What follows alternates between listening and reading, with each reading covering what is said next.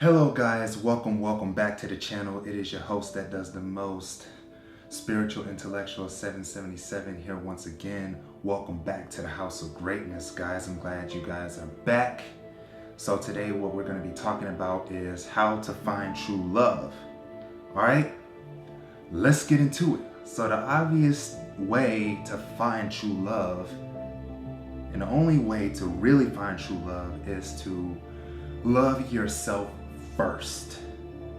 Now, I know that this goes against really traditional wisdom. You know, you have all of these movies coming out in Hollywood that has this romanticized idea about finding true love. Of course, you know, you have a main character who's feeling unfulfilled and bored with their life, and then they just go ahead and they try to find love outside themselves by looking for a person, and all of a sudden they get all of their problems taken away. They feel real good. But we know in actuality that never really happens, right? Because if you're not fulfilled within yourself, then there's no way in hell that you're going to be fulfilled when you get into a relationship, right? Just as the contrary is also true, is when you're fulfilled within yourself and you love yourself and you enjoy your own company, then you're going to reflect that in your relationship, right?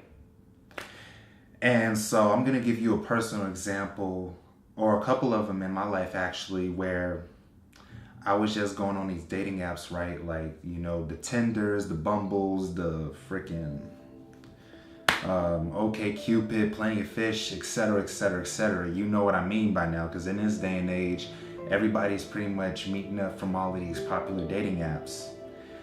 And so, you know, I would just go on these apps for like 30 minutes to an hour, just swiping left, swiping right, swiping left, swiping right, just trying to talk to somebody, only to come up on a few duds. And I did land some dates, but the relationships never really went anywhere, right? You know, for example, I went on Tinder, right? And then I went on 2 dates last year. I remember, like, I went on 2 dates my freshman year of college, and you know, one date was when we went to Freebirds, right? And we got some food, and then we went to the mall and looked around for a little bit, you know. And then for my second date, you know, I actually went to the movies and went to go see 50 Shades Darker. No, 50 Shades Freed, because 50 Shades Freed came out back in February of this year. You know, well, the previous date, I didn't, you know, that didn't really go anywhere. And then the second date, you know, I got into a relationship with her. And it just turns out, you know, she was very, very controlling, right? And so I'm going to give you guys an incident where I remember I went to the carnival she likes to go to every year. And I just remember in the middle of it, you know, I didn't want to get on this ride, right? Where, you know, this ride was going up vertically and we were locked into those tight cages. And you know, my big ass is 6'4", and I just didn't feel very comfortable in there. And especially, I'm not gonna be high in the friggin' sky trying to be bunched up in a cage like this. I just didn't like it. I was like, sir, I want to get out. And it's just needless to say, she flipped the fuck out, and you know, it just went down south from there. No pun intended if you live in the South, but but you know, it's just like that whole day I was just fucking confused and shit. I'm like, what? Why is this girl flipping out over the fact that I just don't feel comfortable getting on these high ass rides? Because, you know, the wheels were just going in my brain like, why would a person get that triggered over me not wanting to get on a particular ride, right? And you know me with my people pleasing ass, I try to just cheer her up and say, no, let's go on this ride, you know, that you want to go to. She was like, no, I'm taking you home. Like, she was insistent on taking me home, and I'm just like, you know, after that long ass awkward car ride back to Lamar University, I remember just walking to my room just feeling dumbfounded and just I was feeling all types of emotions that day. And it turns out, just looking back on it, she's had some core issues that she hasn't healed, right? And I'm not trying to talk down about her or anything. That's the reason why I don't mention her name, and that I don't try to drag her down as if she was evil or something, because she wasn't. Because I tried my best to help her out and to help assist her heal, but it just seems like she wasn't at that level yet. Not trying to speak down about her and trying to sound all egotistical and shit, because I'm not an egotistical person, but it's just like vibrationally, we were not a match. And my ass kept trying to make it work, and then, we broke up for a little bit, and then we got back together, and that shit still didn't last. So, all in all, the reason why I tell you that story is because I really want you to understand that if you don't heal those core issues within yourself, then it's just going to keep plaguing your relationships, right? And it also mirrored back to me the core issues that I still had yet to heal, because I was trying to give all my love to everybody else and not giving enough to it myself by constantly trying to, quote unquote, save other people and try to look for validation a little bit outside of myself. Up to that point, I've done a pretty good job at not finding validation outside of myself, but there was still some fine tuning that I had to do. And, meeting my divine feminine / twin flame has helped me realize that, right? And so we're going to take a quick break and go to the sponsorship spot.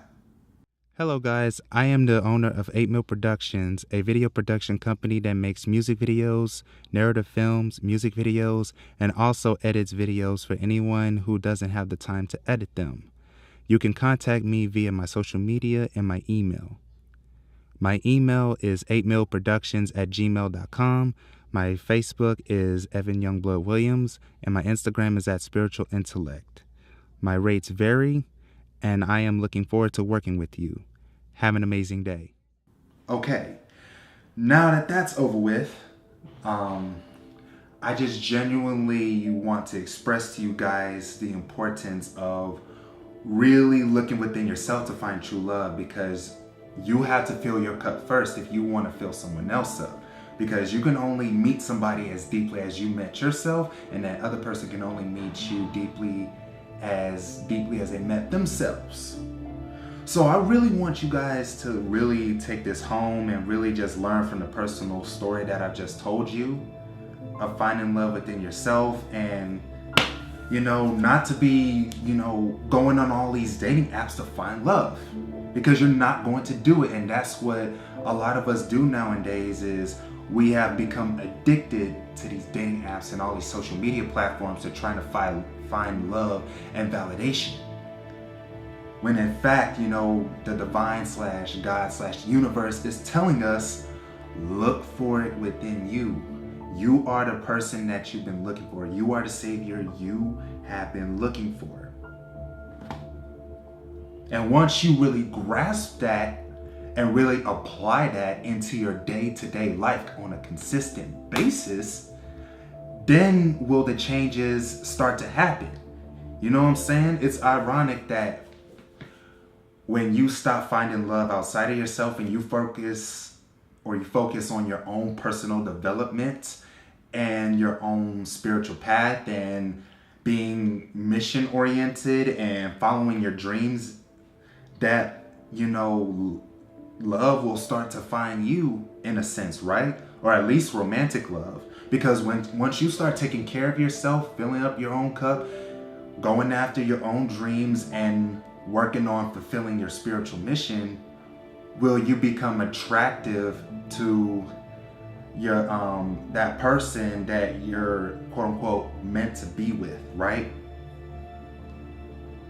So that's what you really have to do, is you got to look within here. Got to look inside yourself and find out what it is you want to do out of your life. Please yourself. Stop trying to please everybody else. because everybody else is on their own path. And it doesn't matter if other people don't understand. As long as you know your path and you love yourself and you go after all of your dreams and your mission with a full head of steam, will the magic start unfolding in your life.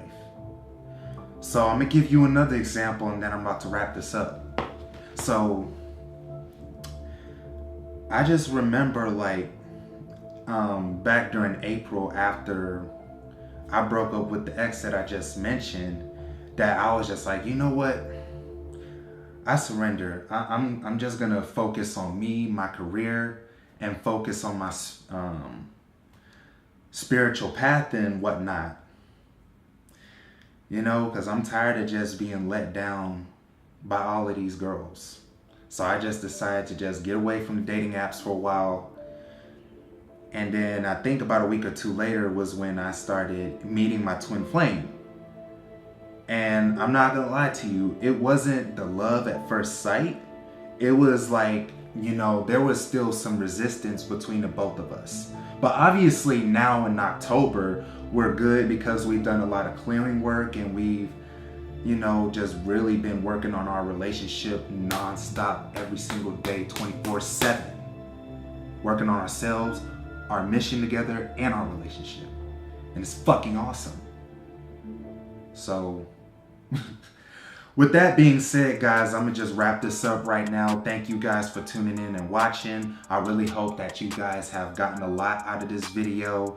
You know, make sure to subscribe and press the bell right next to it so you can get notified on every video that I upload. Again, I do these videos daily and I upload these as often as I can. Also, if you guys want to make donations to this channel, make sure to click on the PayPal link in the description below. You know, of course, if you want to, you know, I'm not gonna force you to. And yeah, also leave a like and comment on this video on, you know, how working on yourself has led to amazing results in your life. And make sure to share this around with anybody that you think needs this, all right? I'll see you guys next time, and I'm signing off.